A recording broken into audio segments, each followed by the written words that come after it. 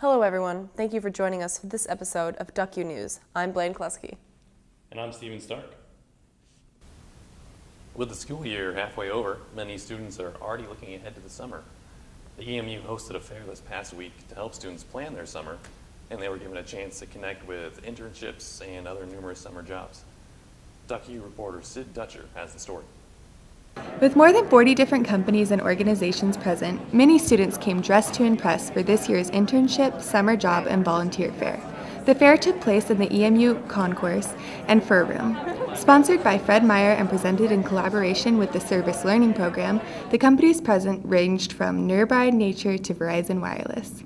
Today, finding an internship is more important than ever. The University of Oregon's Career Center offers many helpful tips as well as workshops for those students looking to enter the professional field. Colleen Lewis is the Employer Relations and Events Coordinator with the U of O's Career Center. She helps students daily who are looking for a smooth transition from college to the career field. Volunteer opportunities, summer jobs, internships, all of those are an opportunity for a student to start building that resume, show that they have some kind of experience, ability, stickability with any kind of position. Many students were pleased with what the fair had to offer. Brian Stewart shared with us his experience at the fair. I've asked a lot of questions and they've had a lot of good answers, so already I have a couple interviews, so Awesome. It's been pretty good. Yeah, it's been successful. By the end of the day, it was clear to see this year's fair was a success. While many students will go on to summer jobs and internships, there are others who choose to stick around Eugene and take classes. Historically, summer tuition rates have been significantly lower than those during the academic year, but now that's about to change. The State Board of Higher Education recently approved a 7% increase in summer tuition for Oregon schools, and U of O students will experience that this June. The university recently held a town hall partnership meeting to discuss the potential privatization of the university. The issue of privatization has been a hot topic recently as fears of increased tuition have begun to surface among students. Privatization would be a really big deal because it would cut out a lot of Oregonians who would want to be able to come here. In attendance were students, faculty, and University President LaRiviere, as well as ASUO President Rousseau. In other news, Bill Hiller, a former U of O adjunct professor, was arrested last week on fraud charges.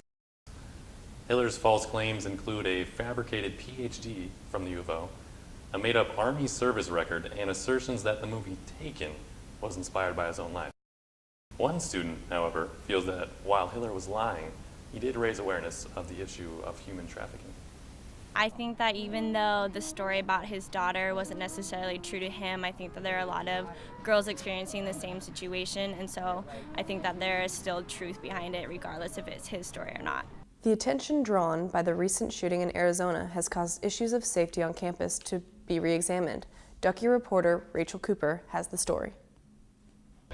Oregon State Senate has proposed 3 bills to have sworn police officers on all university campuses.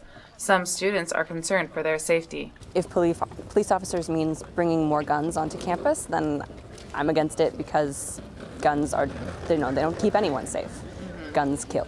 If these bills pass, DPS officers will go through state-certified training to become police officers. This may give campus officers the right to have firearms. Police officers usually cost about 50% more than a DPS officer. We just can't afford it. DPS officers earn about $50,000 a year. Police officers earn about $90,000 a year. The transition period would be 5 to 7 years to become a fully sworn police department. Financially, I don't think it wouldn't be that great of an effect that people may foresee it to be. Eugene Police Captain Rich Stronach supports having armed campus police. What would be the point of getting unarmed campus officers to a situation with a guy that has a gun that's killing people? With Lori Ann Ossio, this is Rachel Cooper for DuckU News.